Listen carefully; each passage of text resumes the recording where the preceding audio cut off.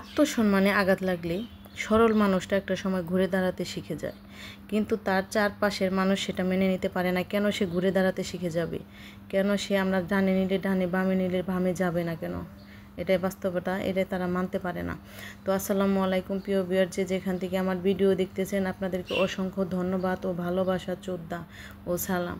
তো আজকে আমি আপনাদের সাথে শেয়ার করব আচারি খিচুড়ি।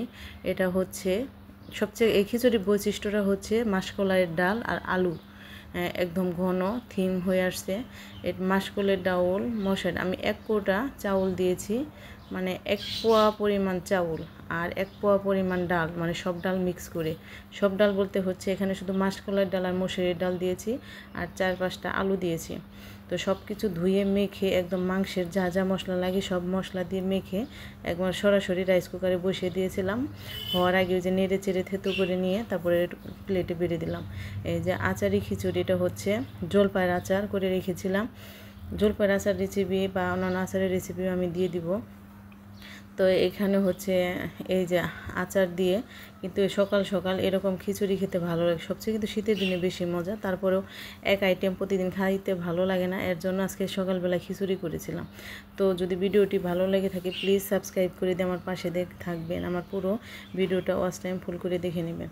তো এটা ছিল সকালের আইটেম। তো দুপুরবেলায় কী রান্না করব ভাবতেছি, যেহেতু আমি এখন মাছ খেতে পারি না, মাছের একটা আষ্টে গন্ধ আসে, মাছ ভালো লাগে না। কিন্তু শুটকি, মানে আশ্চর্য ব্যাপার হলো আমি শুটকি খেতে পারি। তো ভাবলাম যে আজকে তাহলে শুটকি রান্না করে নিই। তো শুটকি দিয়ে হচ্ছে পুঁই শাক ভেজে নেব, শাক ভাজি করব। তো এখানে মানে শুটকিটা কিন্তু আগে তেলে নিলে হচ্ছে সুন্দর একটা ফ্লেভার বের হয়, কাঁচা একটা উগ্রগন্ধ থাকে সেটা চলে যায়। এর জন্য পেঁয়াজ দেওয়ার পরে নেড়ে চেড়ে তারপর যে হচ্ছে আমি রসুন কুচি আর শুটকি, এখানে আমি মিক্স করা শুটকি দিয়েছি, মলা শুটকি সাথে চিংড়ি শুটকি দিয়ে কিন্তু পুঁই শাক রান্না করলে অসাধারণ হয়, খেতে ভালো লাগে। যেহেতু পুঁই শাকের জন্য চিংড়ি মাছই কিন্তু বেস্ট। তো আমি সব মশলা দিয়ে এখানে নেড়ে চেড়ে আগে ভালো করে ভেজে নেব, কারণ হচ্ছে শুটকির যে একটা উগ্র গন্ধ থাকে সেটা হবে না, কড়া একটা ফ্লেভার আসবে। তো একটু ধনিয়া গুঁড়া, মরিচ, হলুদের গুঁড়া দিয়ে দিলাম, আদা রসুনের বাটা পেস্ট দিয়ে দিয়েছিলাম আগে, সেটা আগে সব সময় আগে দিয়ে থাকি, কারণ এটা গন্ধটা চলে যায়। তারপর সব শেষে আমি জিরাটা দিয়ে দিলাম, যেহেতু জিরা গুঁড়ো করা একটু হালকা টেলে নেওয়া ছিল। সব কিছু মশলা কষিয়ে তারপরে হচ্ছে আমি এখানে এই যে পুঁই শাকটা দিয়ে দিলাম। পুঁই শাক দিয়ে কিছুক্ষণ, যেহেতু মানে এটা ভর্তি হয়ে গেছে ফাইভেনটা, তো পুঁই শাক দিয়ে একটু ঢেকে রাখলে দেখা যায় যে কমে যায়, কমে যায়, তখন একটু হালকা সিদ্ধ হলে কমে যায়। এখন নেড়ে চেড়ে নিব। তো আমি এখানে আর কোনো পানি দিব না, যেহেতু পানি দিয়ে শাক, এখানে পানি দিলে ভালো। আমি এটা শাক ভাজি করব, সব কিছু দিয়ে এটা শাক ভাজি করব, ঝরঝরে একটা শাক ভাজি হবে।